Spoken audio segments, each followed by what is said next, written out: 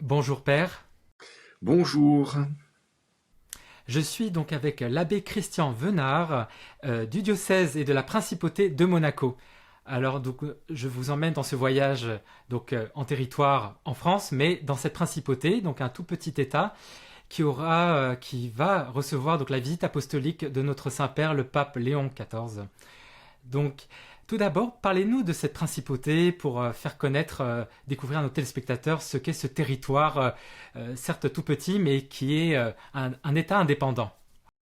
Oui, alors ça, vous faites bien de le souligner parce que depuis que les Grimaldi, au XIVe siècle, ont pris possession de cette forteresse ici qu'on appelle aujourd'hui le Rocher, depuis lors, et alors ils l'ont pris au nom de la République de Gênes parce que les Grimaldi à l'époque, et c'est intéressant de le savoir, soutenaient le pape contre l'empereur germanique, donc c'est ce qu'on appelle la guerre à l'époque des Guelfes et des Gibelins, et ils ont été chassés de leur ville qui était Gênes, et ils ont pris possession de ce rocher au nom de la République de Gênes, et donc ils ont toujours voulu montrer une certaine indépendance de ce rocher, et au fur et à mesure des siècles, ils ont voulu appuyer une souveraineté qui est désormais totalement admise. Donc nous sommes vraiment ici à Monaco, dans un pays qui certes est totalement enclavé dans la France, puisque c'est 2,5 km² Monaco, donc c'est tout petit,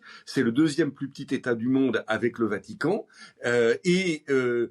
pour autant, c'est véritablement un pays avec sa diplomatie, avec sa souveraineté, son gouvernement, comme n'importe quel pays étranger.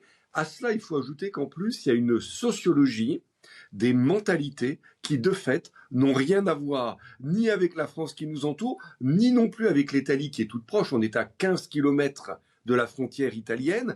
C'est un savant mélange de culture française, de culture italienne et de culture propre, et dans un cadre très international, parce que pour faire très vite, Monaco, c'est un cinquième d'italien. Ah, je vais commencer.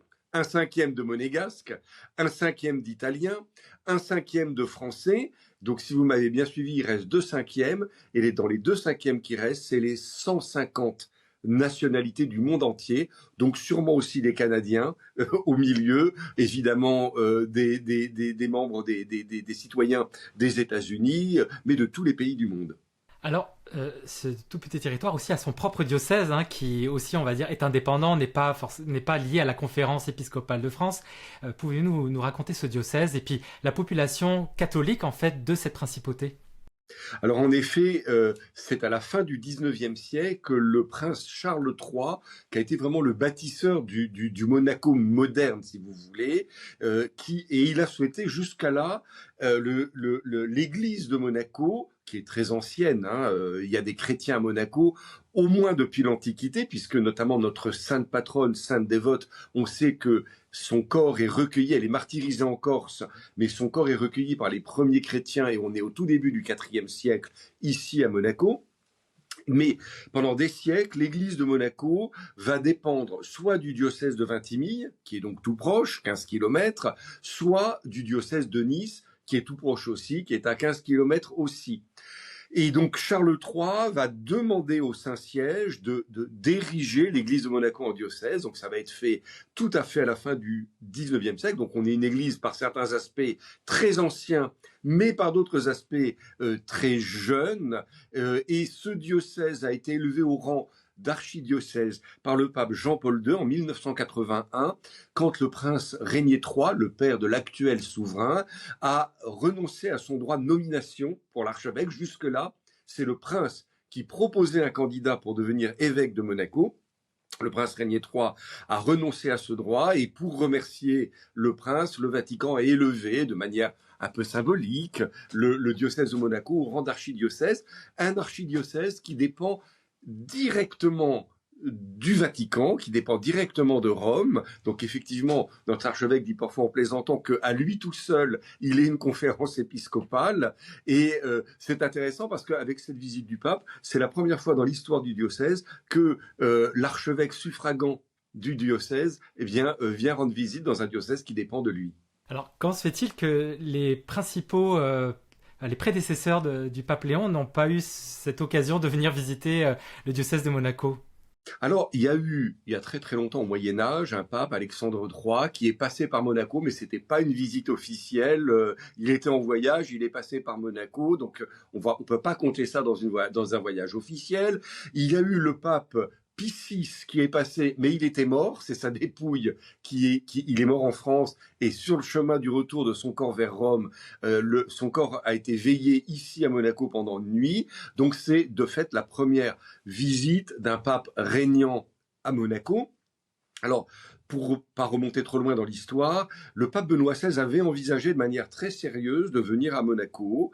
C'était en bonne voie, et puis c'est tombé. Il a dit avec un petit sourire à l'ambassadeur de Monaco au Vatican à l'époque, il a dit oh, ben, vous aurez bientôt une réponse.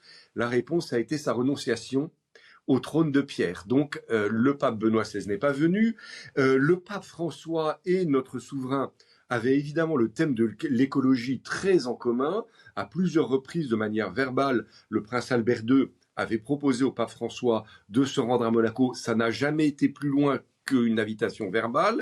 Et puis là, d'une manière toute récente, et je dois dire un peu à notre surprise, le pape Léon a accepté très rapidement, finalement, de faire ce voyage. Et c'est d'autant plus marquant que, si vous voulez, son premier voyage à l'extérieur de l'Italie, c'était pour la Turquie et le Liban, on s'en souvient, qui était un voyage qui avait été inscrit déjà dans le programme du pape François. Donc le pape Léon a honoré une promesse faite par son prédécesseur. Là, c'est vraiment le premier voyage qu'il a lui-même décidé. Et évidemment, ça nous a même nous étonné un peu et ça étonne encore plus le monde entier parce que voilà, Monaco c'est vraiment un micro-État. J'aime bien la formule du diocèse qui dit Monaco c'est un État, une cité, un diocèse. Alors, ce diocèse, donc la population monégasque, on va dire, la population représente combien de personnes? Il semblerait qu'il y ait quand même beaucoup de catholiques en pourcentage et que c'est aussi la religion d'État. Donc, pouvez-vous nous donner un peu ces statistiques, cette réalité ecclésiale de Monaco? Alors Monaco, j'aime bien dire souvent que c'est plus petit qu'un arrondissement de Paris. Donc ça donne un peu la dimension. C'est un peu un village par bien des aspects, avec tout ce que ça a de à la fois très sympathique et puis de temps en temps parfois un petit peu pesant. À Monaco, c'est 38 000 habitants. Donc, vous voyez, c'est tout petit. Il faut quand même penser que, au-delà de ces 38 000 habitants, il y a environ 60 000 pendulaires, c'est-à-dire des gens qui n'habitent pas Monaco et qui viennent tous les jours travailler à Monaco. Un tiers qui vient d'Italie et les 2 tiers qui viennent de France. Monaco, pour le dire avec d'autres mots, c'est le plus gros employeur pour la France dans cette région de la France qu'on appelle PACA, Provence-Alpes-Côte d'Azur. Donc c'est quand même très important puisque donc tous les jours Monaco triple sa population en journée. Alors la population qui réside à Monaco, qui est donc composée de monégasques, sujets du prince, et de résidents monégasques, j'en fais partie, je suis français de nationalité résident monégasque. Cette population aujourd'hui, on estime qu'elle est à peu près à plus de 80% catholique, avec un taux de pratique qui est un peu inférieur à 10%, ce qui, comme nous le dit régulièrement notre archevêque Monseigneur de David, eh bien, est un peu un aiguillon pour nous dire que dans un pays, je vais y revenir, dont la religion catholique est la religion d'État, évidemment, on trouve que c'est quand même insatisfaisant, et donc c'est bien, et on attend de ce voyage du Saint-Père précisément aussi des retombées pour nous redonner un élan missionnaire en se disant il y a 90% encore de catholiques qui pourraient être avec nous tous les dimanches et qui n'y sont pas. Pour autant, on est dans un pays, alors ça c'est quand même rarissime, s'il n'y a que 4 pays au monde qui ont la religion catholique comme religion d'État. C'est extrêmement rare donc, et c'est la première fois qu'un pape se rend en voyage apostolique dans un pays catholique. Et donc, ça donne une connotation tout à fait particulière à ce voyage pour vous faire sourire vos téléspectateurs. Ça a par exemple beaucoup surpris le Vatican quand nous, de manière très naturelle, en préparant ce voyage, en préparant le podium sur lequel le pape célèbre la messe dans le stade Louis II, ça nous a paru tout à fait naturel d'y installer la famille princière. Évidemment, au Vatican, ils n'ont pas du tout l'habitude. Ils nous disent, mais non, non, non, le chef de l'État peut pas être sur le podium. Et nous, on leur a dit, mais nous, ici à Monaco, dans toutes les grandes cérémonies officielles qui débutent pour la plupart du temps à la cathédrale, le prince, qui a un droit de patronage, est dans le chœur. Alors là, ils ont été étonnés et le Vatican, et c'est intéressant, par exemple, a accepté ce qu'il ne fait pas habituellement, pour vous donner ce petit exemple. De même pour nous, quand le Vatican nous a dit en préparant le programme, oui, alors il faut préparer une rencontre avec la société civile et puis une rencontre avec la communauté catholique. Et nous, on leur a dit, mais chez nous, c'est la même chose. Il n'y a pas, dans Monaco, il n'y a pas de distinction.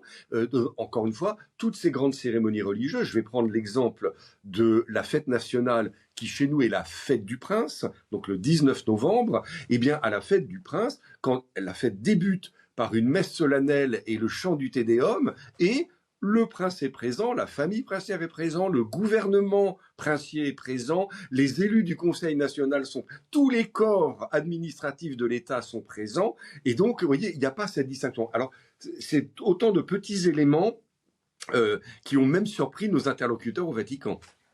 Alors, vous êtes représentant de la communication du diocèse. Je voudrais mettre l'accent sur votre chaîne YouTube que je trouve très développée pour un diocèse francophone. Pouvez-vous nous parler un peu de son historique, ça a été créé en quelle année, puis quel est le contenu que vous offrez? Parce que je trouve qu'il y a quand même un élan missionnaire à travers ce médium que vous utilisez. Alors, l'histoire de cette chaîne YouTube, en fait, elle est assez simple. Ça a 6 ans, c'est avec notre nouvel archevêque. Je suis arrivé à peu près en même temps que lui.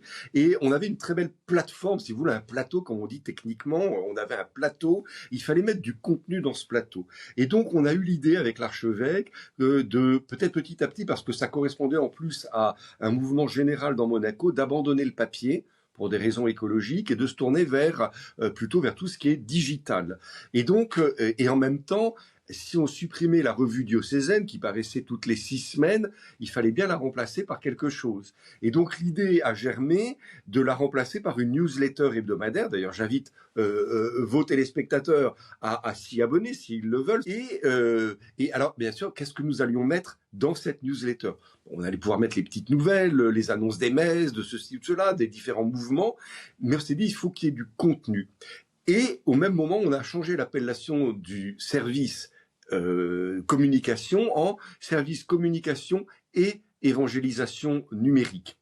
Ça a été un projet, j'en suis pas peu fier, j'étais pas le seul à le porter, mais qui venait notamment de la pensée de Benoît XVI qui parlait du continent numérique comme d'un continent à évangéliser, ce que vous faites vous aussi d'ailleurs de votre côté. Et on s'est dit, puisque le gouvernement princier nous met autant de beaux moyens, on est équipé quasiment comme une télévision dans le diocèse de Monaco. On a un studio, d'ailleurs on a beaucoup de collaborations avec les télévisions locales, on filme en caméra 4K pour ceux de vos téléspectateurs qui connaissent un peu ces éléments techniques, on a des tables de montage, on a Andy Way, enfin on a tous ces éléments-là, et on s'est dit, voilà, on va essayer de proposer du contenu qui évangélise, et donc c'est vraiment gentil de votre part de parler de cette chaîne YouTube, parce que en effet, alors on dispatche nos vidéos sur à peu près tous les réseaux sociaux, mais c'est vrai que la base, comme pour beaucoup de monde, c'est quand même YouTube. Et en ce moment, par exemple, pour vous donner un exemple qui est en cours, pas un scoop tout à fait parce qu'on en a déjà un peu parlé, on est en train, à l'image de ce qu'a fait la province dominicaine de Washington, on est en train de mettre en place tout un programme d'accompagnement des catéchumènes. Et l'objectif de ce programme, c'est de présenter l'intégralité de la foi catholique tel qu'exprimé par saint Thomas d'Aquin, avec donc c'est une collaboration du diocèse de Monaco et de la province dominicaine de Toulouse. Merci beaucoup Père pour ce récit, nous raconter ce que Monaco et le diocèse représentent pour l'Église universelle, parce que même si c'est un tout territoire, ça rayonne bien au-delà des frontières. Je vous souhaite une belle fête de Pâques et bonne continuation dans tous les projets d'évangélisation que vous portez au diocèse. Merci à vous, un grand bonjour à tous nos amis du Canada, et puis aussi sainte et belle fête de Pâques et beau temps pascal à tous.